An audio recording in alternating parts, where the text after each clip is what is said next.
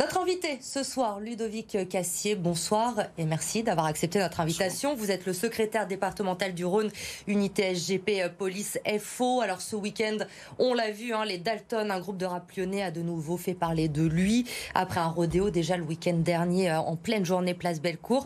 Ils comptaient récidiver, ils ont même prévenu sur les réseaux sociaux. Cette fois, monsieur le maire, on arrive, c'est ce qu'ils ont dit. Mais ce samedi, vous les avez interpellés avant. Racontez-nous comment ça s'est passé. Alors on en a interpellé quelques-uns. Alors effectivement, pour la genèse, ils ont annoncé sur Instagram qu'ils allaient débarquer à nouveau sous les fenêtres du maire de Lyon.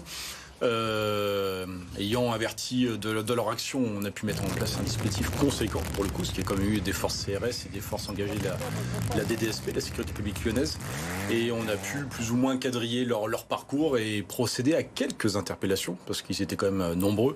Et par contre, ça a interrompu leur chemin en direction de la ville. Alors, il y a eu 3 interpellations, effectivement, ce samedi. Les Dalton qui protestent notamment parce que leur leader, on va le rappeler, est actuellement en prison. 6 mois ferme pour avoir fait des rodéos.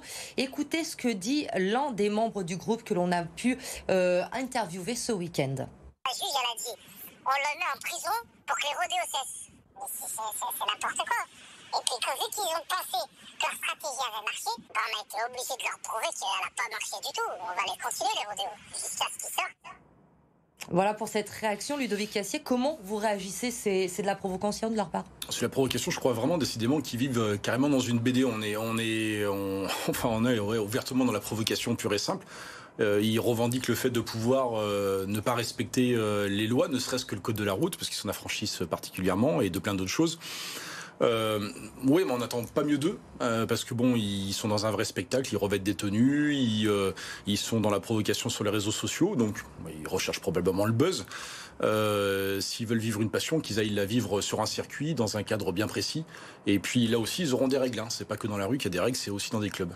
Ces interpellations, 3 interpellations ce week-end, comment ça s'est passé? On sait à quel point c'est dangereux d'essayer d'interpeller ces personnes quand ils sont justement en train de faire des rodéos. Ça s'est passé comment pour les forces de l'ordre ce week-end? C'est effectivement très difficile. L'interception sur un véhicule de roue, c'est encore plus compliqué sur un véhicule 4 roues. Tout simplement parce que déjà le pilote de l'engin est plus vulnérable, donc on est obligé, nous, policiers professionnels, de faire attention à sa sécurité, même s'il s'affranchit des lois. Et même s'ils font prendre plein de risques aux autres personnes, aux autres usagers, aux piétons, parce que je tiens à rappeler qu'ils prennent ça pour un jeu, mais il y a des gens qui décèdent des actions de rodéo urbain, et il y en a eu récemment 2 en peu de temps. Donc ça complique notre tâche, et d'autant plus que les instructions n'ont pas changé dans ce sens. On n'a pratiquement aucune capacité de poursuite sur ce genre d'infraction. Alors, sur les 3 personnes qui ont été interpellées en flagrant délit, Gérald Darmanin, le ministre de l'Intérieur, a rapidement salué ces arrestations sur Twitter en affirmant qu'il n'y avait aucune impunité face au rodéo. Que risquent ces 3 personnes? Est-ce qu'il peut y avoir une peine de prison ferme pour ces 3 personnes interpellées? Alors, c'est possible. On verra comment va réagir la justice en matière de poursuite pénale.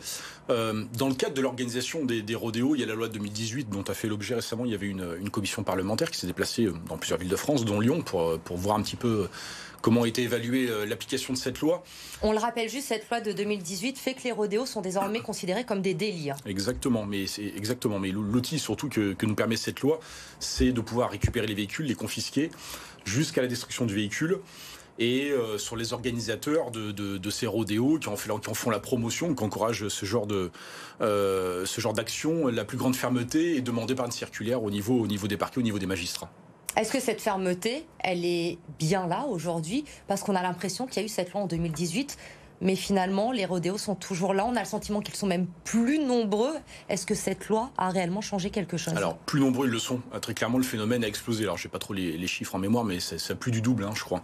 Les interventions de police aussi. Mais en fait, effectivement, le volume de rodéos, le nombre de faits constatés sont bien supérieurs au fil du temps. Les interventions de police aussi. Mais encore une fois, la difficulté, c'est de pouvoir intervenir.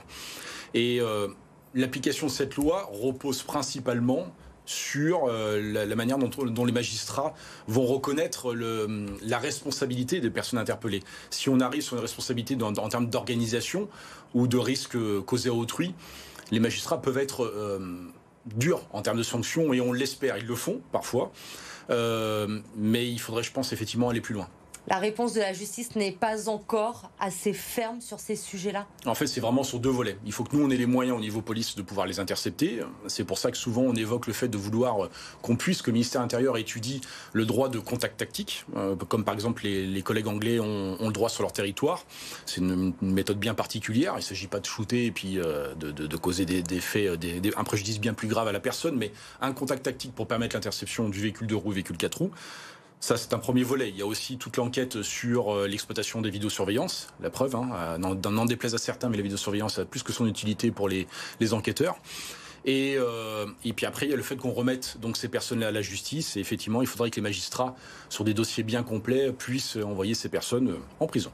Vous évoquez la vidéosurveillance. J'imagine que vous n'êtes pas complètement d'accord du coup avec le maire de Lyon, Grégory Doucet, quand il dit qu'il y a assez de vidéosurveillance à Lyon, que ce n'est pas utile d'en rajouter. Non, effectivement, on ne peut pas être d'accord avec lui. En plus, je pense que c'est très facile. Il suffit de faire un petit tour dans Lyon. Il y a plein de périmètres qui ne sont pas couverts par la vidéosurveillance.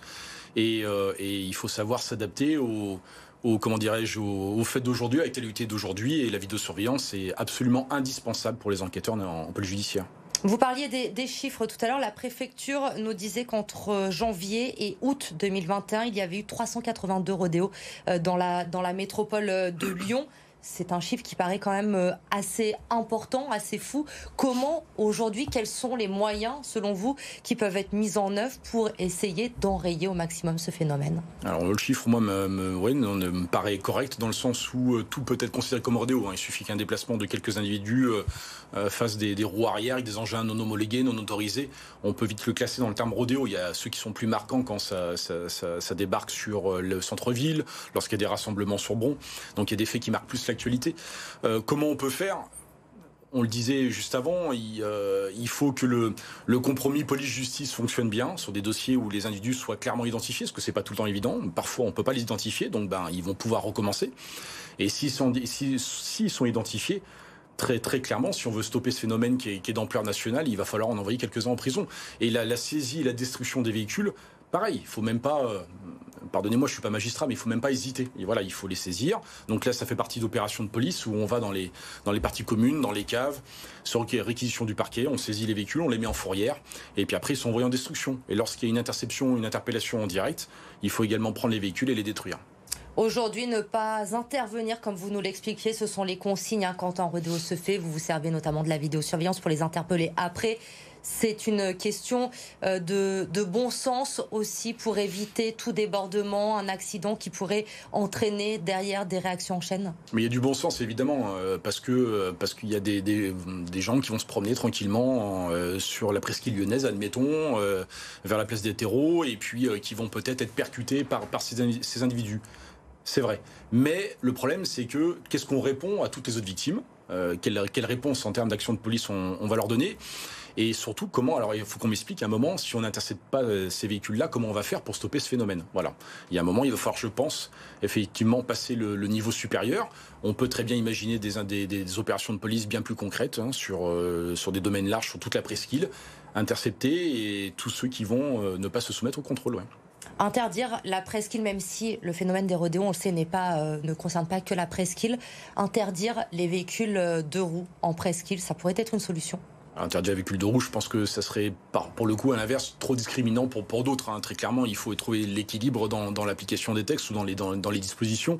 Non, moi, j'entends plutôt faire des opérations, des barrages filtrants, on va dire, sur la presqu'île, lorsqu'on sait qu'ils sont le plus possible, lorsqu'on sait qu'ils vont venir ou est-ce qu'on pense qu'ils vont venir, grâce aux renseignements qu'on aura précédemment, et les contrôler. Ouais.